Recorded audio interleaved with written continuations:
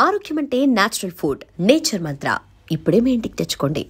విశాఖలోని విఐపి రోడ్లో ఉన్నటువంటి orchid wellness and spa centre పైన అయితే రైడ్స్ నిర్వహించారు అధికారులు. పక్కా సమాచారంతో టాస్క్ ఫోర్స్ మరియు 3 టౌన్ సిఐ ఆధ్వర్యంలో సిబ్బంది ఆకస్మిక దాడి చేయగా తనిఖీల్లో విస్తుపోయేటటువంటి దృశ్యాలు వెలుగు చూశాయి.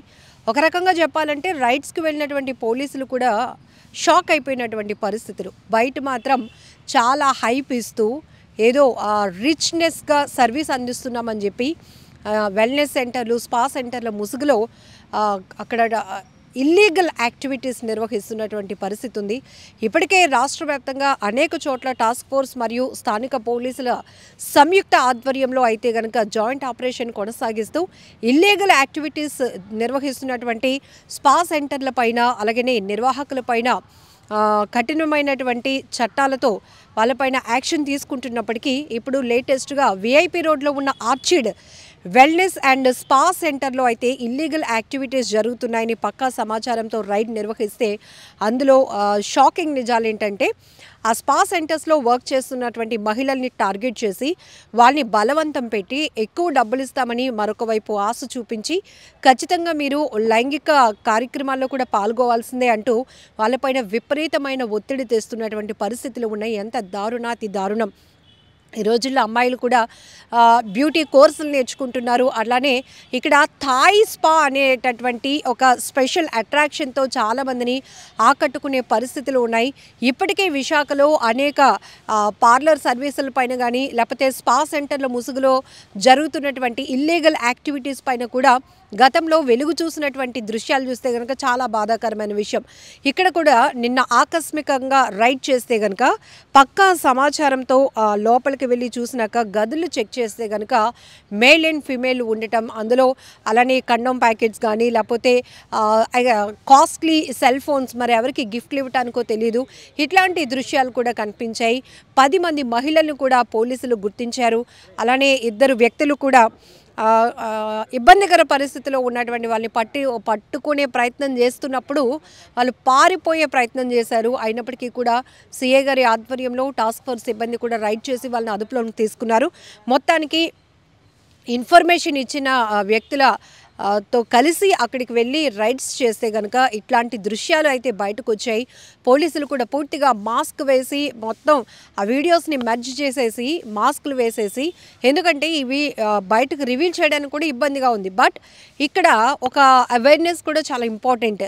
ఇక్కడ పని చేయటానికి వెళ్తున్నటువంటి మహిళలు కావచ్చు, మగవాళ్ళు కావచ్చు, ఎలా అలర్ట్గా ఉండాలి, ముందు మీకు జాబ్లు ఇస్తామని చెప్పి అక్కడ ఫ్రంట్ ఆఫీస్లో కానీ లేకపోతే ఈ స్పాకు సంబంధించినటువంటి సర్వీస్ చేయటానికి మిమ్మల్ని వాళ్ళు హైర్ చేసుకొని ఆ తర్వాత మిమ్మల్ని ఏ రకంగా ఉపయోగించుకుంటున్నారు అని చెప్పడానికి ఈ వీడియో పర్టికులర్గా పోలీసులు అవేర్నెస్ కల్పిస్తూ కూడా మీడియాకి రివీల్ చేయడం జరిగింది. ఇక్కడ మనం చూడొచ్చు 10 మంది మహిళలు ఉన్నారట. వాళ్ళని తరచుగా మీరు వాట్సాప్ మెసేజ్లు చేస్తూ కస్టమర్స్ని ఆకట్టుకోండి, మంచి ఆఫర్స్ ఇవ్వండి, 3000 5000 అలా ఛార్జ్ చేస్తూ ఉంటారట సర్వీస్ని బట్టి.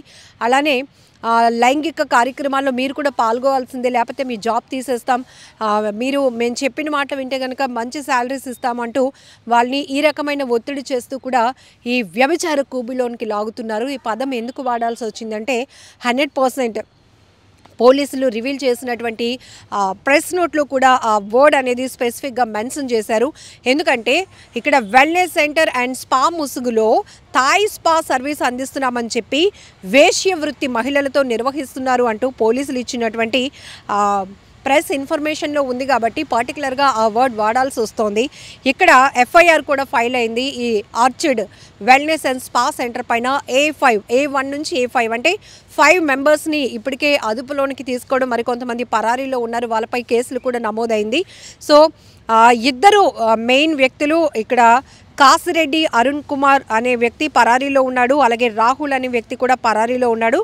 ఇక A3గా కల్లూరు పవన్ కుమార్ 36 ఇయర్స్ ఆయనకి, అలాగే A4గా జానా శ్రీనివాస్ ఆయనకి 35 ఇయర్స్, అలాగే A5గా చీలి రామచంద్ర ప్రసాద్ 43 ఇయర్స్. సో ఈ 5 పైన కూడా ఎఫ్ఐఆర్ అయితే ఫైల్ అయింది. ఇంకొక వైపు మనం జస్ట్ చెక్ చేస్తే కనుక ఇవి నిర్వాహకులు మేనేజర్స్గా వర్క్ చేస్తున్న వాళ్ళు ఒకరైతే, ఈ స్పా సెంటర్స్ కావచ్చు లేకపోతే వెల్నెస్ సెంటర్స్ పైన సర్టిఫికేషన్ అనేది వేరే వ్యక్తుల పేర్ల పైన ఉంటుంది. ఇట్లాంటివి ఎక్కువ జరుగుతున్నాయి. పూర్తిగా నిబంధనలకు విరుద్ధంగా ఇల్లీగల్ యాక్టివిటీస్. ఎందుకంటే స్పా సెంటర్స్ కానీ లేకపోతే వెల్నెస్ సెంటర్లు ప్రభుత్వం ఇస్తున్నటువంటి ఏవైతే ఇన్స్ట్రక్షన్స్ ఉంటాయో వాటి గైడ్లైన్స్ని ఫాలో అవుతూ నిర్వహించడంలో తప్పు లేదు. కానీ మోస్ట్ ఆఫ్ ది ఇట్లాంటి సెంటర్స్ మాత్రం ఎక్కువ శాతం బయటకి రిచ్నెస్గా ఖచ్చితంగా ఇక్కడ గుడ్ సర్వీస్ అందిస్తాము, ట్రస్టెడ్ సర్వీసే ఉంటుంది, ఎలాంటి ఇల్లీగల్ యాక్టివిటీస్ ఉండవు అని బిల్డప్ ఇస్తూనే ఇన్సైడ్ ఇట్లాంటి అక్కడ పనిచేస్తున్నటువంటి మహిళా సిబ్బందితో వాళ్ళు చేస్తున్న అరాచకాలు మాత్రం చాలా దారుణాతి దారుణంగా ఉన్నాయి. ఇప్పటికీ కూడా క్రాస్ మసాజ్ మీకు తెలుసు, గతంలో కూడా విశాఖ నగర పోలీస్ కమిషనర్ చెప్పారు, విశాఖ లాంటి బ్యూటిఫుల్ సిటీకి ఎక్కువ శాతం టూరిజం వాళ్ళు కూడా వస్తున్నారు. అయితే ఈ కల్చర్లో ఎక్కువగా అడాప్ట్ అవుతుంది కూడా మన వాళ్ళే, అంటే ఇక్కడున్న లోకల్ పర్సన్స్ బాగా అట్రాక్ట్ అవుతున్నారు ఈ తరహా యాక్టివిటీస్కి అని కూడా వాళ్ళు చెప్తున్నారు. బట్ మన సిటీ పేరు పోకుండా ఉండాలంటే ఖచ్చితంగా ఇట్లాంటి అక్రమ కార్యకలాపాలు జరుగుతున్న వాటిపైన మాత్రం పెద్ద ఎత్తున మేము ఫోకస్ చేస్తున్నామని చెప్తున్నారు. మరోవైపు ఇప్పటికే గాంజా బ్యాచ్లు కానీ ప్యాకాట శిబిరాలు నిర్వహిస్తున్నటువంటి దూర ప్రాంతాల్లో జనావాసాలకు దూరంగా చెట్ల మధ్య పొదల మధ్య లేకపోతే ఏవైనా పాడుబడిన భవనాల్లో ఇలాంటి యాక్టివిటీస్ చేస్తున్న వారిని కూడా డ్రోన్ సాయంతో డ్రోన్ ఫ్లై చేస్తూ ఇలాంటి వారిని కూడా గుర్తించి పట్టుకోవడం, వాళ్ళపైన కేసులు ఫైల్ చేయడం జరుగుతుంది. అంటే విశాఖ లాంటి అందమైన నగరంలో ఇలాంటి యాక్టివిటీస్కి తావు లేకుండా పోలీసులు ఫోకస్ చేస్తున్నారు అని ఎప్పటికప్పుడు ప్రూవ్ చేస్తూనే మరొక వైపు ఇలాంటి స్పా సెంటర్లు ఏవైతే అది కూడా నగరం నడిబొడ్డులో టాప్ ప్లేసెస్, ఎంవిపి కావచ్చు, సీతమ్మధార కావచ్చు, విఐపి రోడ్ కావచ్చు, ఇలాంటి వాటి దగ్గర మనం రామ టాకీస్ కావచ్చు, ఇక్కడ ఉన్నటువంటి కొన్ని స్పా సెంటర్స్లో వెల్నెస్ సెంటర్లో మాత్రం అక్రమ కార్యకలాపాలు జరుగుతున్నాయి. మహిళా సిబ్బందిని తీవ్రంగా వేధిస్తూ వాళ్ళని లైంగిక పరంగా ప్రోత్సహించాలని లేకపోతే లైంగిక కార్యక్రమాల్లో పాల్గొనాల్సిందే అంటూ వాళ్ళ మీద విపరీతమైన ఒత్తిడి చేస్తున్నారు. బట్ అలాంటి వాళ్ళు సఫరర్స్ ఎవరైనా ఉంటే కనుక ఇమీడియట్గా మీరు పోలీసులకు ఇన్ఫర్మేషన్ ఇవ్వండి. ఉద్యోగం ఏముంది, ఇది కాకపోతే ఇంకోటి, ఇవేం పర్మనెంట్ జాబ్స్ కాదు కదా. గౌరవంగా బ్రతకడానికి, మీకంటూ మీ ఆత్మగౌరవాన్ని కాపాడుకోవటానికి చాలా పనులు ఉన్నాయి. మీరు అంత ఒత్తిడిగా అంత ఇబ్బంది పడుతూ మీ శరీరాన్ని అమ్ముకునే స్థాయిలో మీరు అంత దిగజారిపోవాల్సిన పరిస్థితులు లేవు. మీకు పోలీసుల సపోర్ట్ ఉంటుంది అని కూడా విశాఖ నగర పోలీస్ కమిషనర్ గారు వెరీ క్లియర్గా చెప్తున్నారు. సో ఇక్కడ బాధాకరమైన విషయం ఏంటంటే 10 మంది మహిళలు ఇందులో ఉన్నారు. వారందరూ కూడా ఒక రూమ్లో వెయిట్ చేస్తున్నారు. సీక్రెట్ రూమ్ అంట. ఆ సీక్రెట్ రూమ్లో వీళ్ళు వెయిట్ చేస్తూ ఉండటం, కస్టమర్లు ఎవరైనా వస్తే వాళ్ళు వెళ్తూ ఉండటం. నిజానికి ఇవి గతంలో కొన్ని సినిమాల్లో మనం చూసినప్పుడు చాలా బాధాకరమైనటువంటి పరిస్థితులు. అంటే వాళ్ళ అవసరాల దృష్ట్యా అంతగా నలిగిపోతున్నారా, అంతగా ఒత్తిడికి గురవుతున్నారా, అంతగా ఇబ్బంది పడుతూ పని చేసే చోట యజమానుల పైశాచికత్వం వల్ల వాళ్ళు ఇంత అవమానంగా వృత్తిలో కొనసాగిస్తున్నారా అని పరిస్థితులు ఉంటే ఇబ్బందిగా అనిపించేది. బట్ ఇప్పుడు రియల్ లైఫ్లో కూడా కొంతమంది మహిళలు ఇలాంటి పనులు చేయటం అనేది బాధాకరమైన విషయం. బట్ అలాంటివి ఏదైనా ఉంటే కనుక మీరు మమ్మల్ని అప్రోచ్ అవ్వండి, మిమ్మల్ని కాపాడే బాధ్యత మేము తీసుకుంటాం, వాళ్ళ అక్రమాలను మేము బయట పెడతాము, వాళ్ళ పైన కేసులు ఫైల్ చేస్తామని కూడా పోలీసులు చెప్తున్నారు. ఇది మొత్తానికి విశాఖలో గత కొన్ని రోజులుగానేంటి, గత 2-3 నెలలుగా కూడా పెద్ద ఎత్తున మాత్రం ఇలాంటి వెల్నెస్ అండ్ స్పా సెంటర్ల పైన పెద్ద ఎత్తున పోలీసులు ఫోకస్ చేస్తున్నారు. బీ కేర్ఫుల్, జాగ్రత్తగా ఉండాల్సినటువంటి అవసరం ఉంది. ఒక్కసారి మీ పైన కేసులు ఫైల్ అయితే మీ ఫ్యూచర్కి ఎంత డ్యామేజ్ అవుతుందో కూడా అర్థం చేసుకోవచ్చు.